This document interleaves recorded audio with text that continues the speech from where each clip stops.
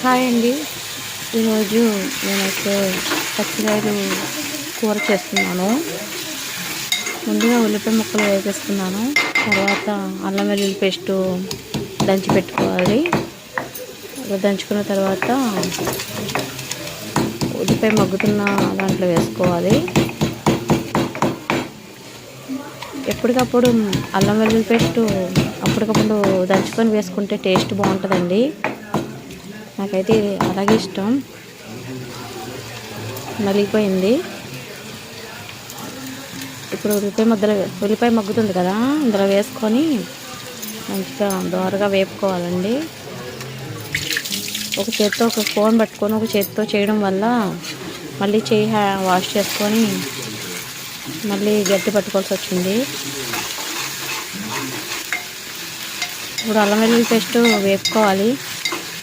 ఇందులో కొంచెం పసుపును కొద్దిగా సాల్ట్ వేసి వేపుకుందాం.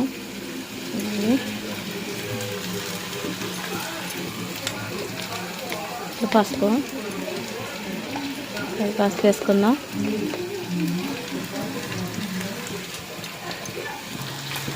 ఇప్పుడు వేపుకోవాలండి. మంచిగా కలిపేసుకొని ఒక నిమిషం మగ్గింది కదా, ఇప్పుడు పచ్చిరొయ్యలు అయితే వేసేసుకుందాం. నీట్గా తొక్కలు తీసేసి నీట్గా క్లీన్ చేస్తామండి. ఇప్పుడైతే మగ్గనిద్దాం.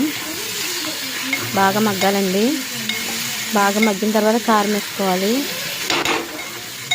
నెక్స్ట్ మిగతా వీడియో చూడాలంటే వీడియోస్ ఉండే చూడండి.